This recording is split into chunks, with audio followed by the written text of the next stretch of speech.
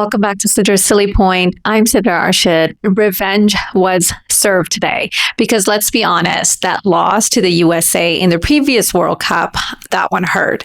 Pakistan getting knocked out in the first round because of that result had massive repercussions. So today's win, yeah, it felt personal. And thankfully, we all saw the moment everyone was waiting for. Babar Azam finally capitalizing on Harmeet Singh's over with a six and a couple of boundaries.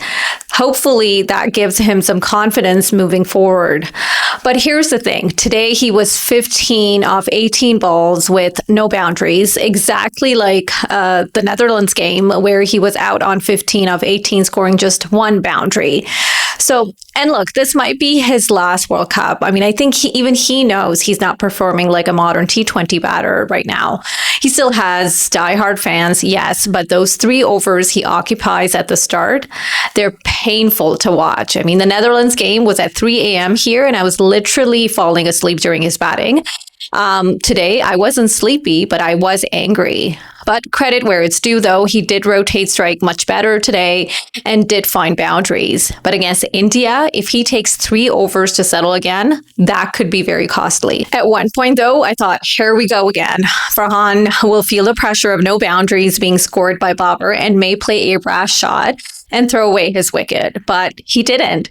Saibzada Farhan played beautifully, 73 runs, some gorgeous shots, proper intent.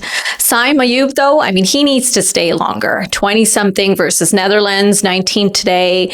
Yes, Shadli has been brilliant in the tournament so far and bowled beautifully outside off stump, but Saim Ayub has to bat deeper, especially when Pakistan loves losing wickets in clusters. Ideally, Saim and Farhan should be aiming to stick around and maximize most, if not all of the power play and play as much as possible during those and score as much as they can. That's how they'll dominate. And this was the second poor outing in a row for Salman Ali Agha and Mohammad Nawaz in the tournament. Nawaz is clearly struggling, and yet he was promoted up to number 5, ahead of Shaheen Ashraf and ahead of Usman Khan. I mean, you can argue perhaps Nawaz was sent up the order to gain confidence, but it didn't make sense why Pakistan never rides the in-form players. Shaheen Ashraf was literally the hero last match, and it was the same assignment for him today. You know, go hard, hit big, out of the park, but he was sent at number 7. Agha has obviously performed well in the series against Australia, and he led from the front in that with the bat. And I get he wants to keep up with the run rate and play an attacking game, but he needs to be smarter next game. Those single-digit dismissals can hurt badly in a game as big as the one against India. And then there's Usman Khan. I mean, we heard the captain and the coach say before the World Cup that we'll back him for the World Cup. But then guess they don't trust his batting, and he was demoted to number 8 in the batting order today. I mean, if you don't trust him at number 5, number 6, or even 7, maybe Khwaja Nafi should have played instead. I mean, you could literally see how dejected Usman Khan looked, and then that run out on a duck because of miscommunication with Shaheen just summed up his day. Shadab Khan, though, was the star of the day. Batting, check. Bowling, check.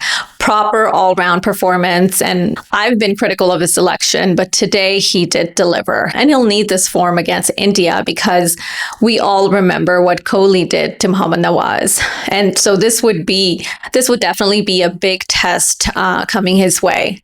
Shaheen Afridi worries me. I mean, he looks fast, he looks in rhythm, but that's about it. Wasim Akram even analyzed his action during the match, comparing his arm, his head tilt, and landing now versus how it was 2 years ago.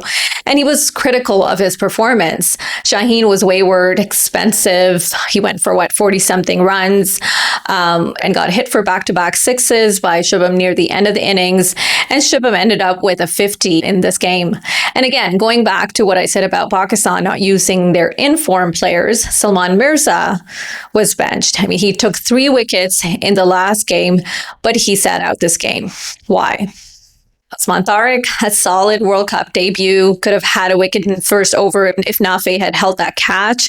Later, almost had a hat trick too. His inclusion is obviously promising. He has a wicket in every match for the last 23 matches, and I'm hoping it becomes 24 in the next match against India.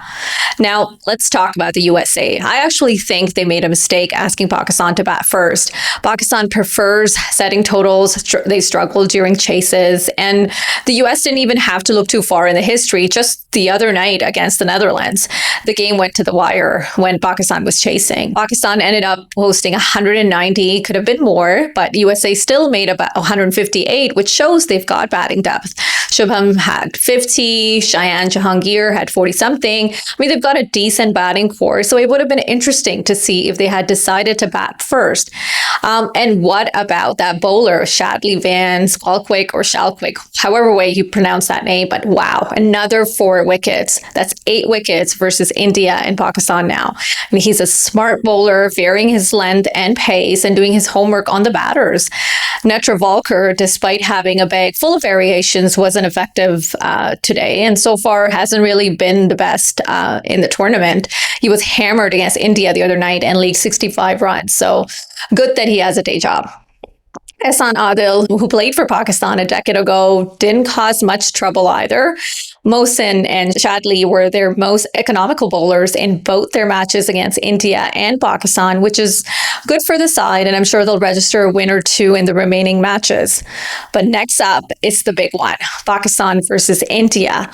I'll have a full preview video coming soon, and also I'll talk about the fact that now the ICC, the PCB, and the PCB have all settled their affairs, some of which came into light, while others are yet to be revealed.